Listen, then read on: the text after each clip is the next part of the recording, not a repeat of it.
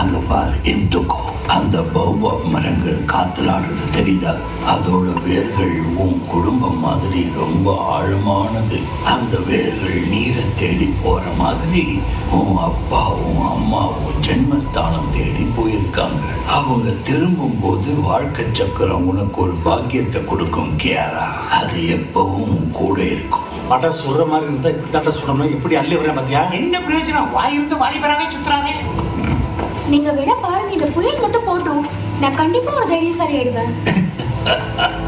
உனக்கு ஒரு ரகசியம் சொல்றேன். சிம்பாவும் இப்படித்தான் உன் வயசுல இடிமின்னலுக்கு பயப்படுவான். பயத்துல அப்படியே அவங்க அப்பா பின்னால போச்சுக்கோ. அப்ப அவருக்கு எப்ப தைரியம் வந்துச்சு? ஒரு நாள் உன் தாத்தா முஃபாசா உன் அப்பாவை ராஜபாறையோட உச்சிக்கு கூட்டிட்டு போய் பக்கத்துல நிக்க வச்சு காத்துல உரும சொன்னார். அதுவரை பயந்து நின்ன சிம்பா முன்னால வந்து